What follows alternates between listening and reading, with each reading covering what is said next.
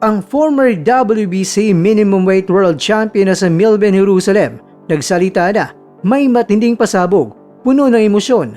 Narito ang kanyang mga revelasyon pagkatapos matalo ni si Yakulwa Kuse sa laban nila madaling umaga sa Pilipinas sa araw ng Linggo, May 17. Kaya tara, ating pakinggan si Jerusalem at video courtesy po tayo sa kanya.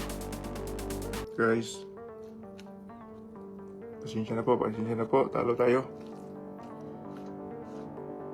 Hindi natin nalipinsan yung belt sa ika-4 na pagkakataon. Maraming salamat pa rin sa inyong suporta guys. Sa mga loyal supporters dyan. Manalo matalo. Ayaw ko talaga magpatalo pero wala guys. Talo talaga tayo. Congrats kay Kosi. Kanyang araw ngayon. Maraming salamat guys sa inyong suporta.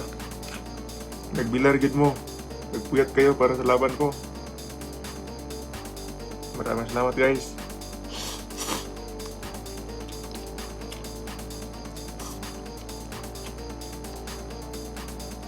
Ginawa na namin yung lahat. No excuses guys.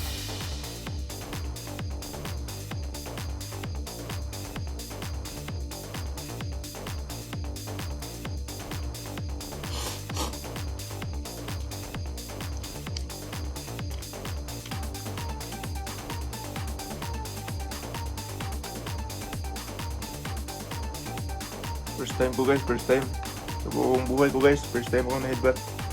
Tatlo pa, hindi lang isa. Tatlong headbutt guys, dito pa sa South Africa. Pero okay lang, challenge to para sa akin. Sa mga naniniwala po sa akin po, maraming salamat po. Umabot pa rin tayo ng 12 rounds.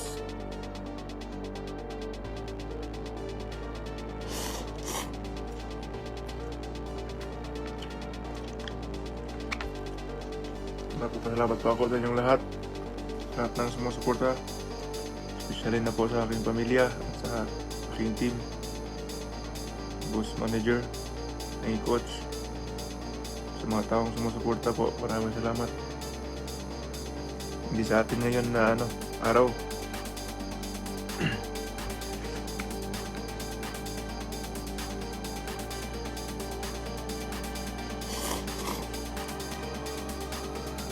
Maraming salamat sa nagpuyat guys.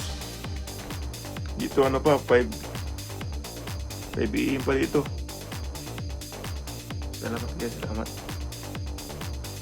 Bawi tapon.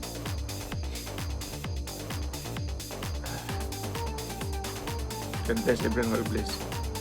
Wait lang guys, thank you. Bawi ta, tagan ba kulang. Mga kwento, hindi na susukat ang tunay na kampiyon sa hindi pagkabagsak, kundi sa kakayahan nitong bumangon ng mas matapang matapos ang isang matinding bakbakan. Ang pagkatalo nito ay hindi katapusan ng kwento ni Jerusalem, kundi isang bagong kabanata lamang upang patunayan ang pusong palaban ng isang Pilipino ay hindi basta-basta sumusuko.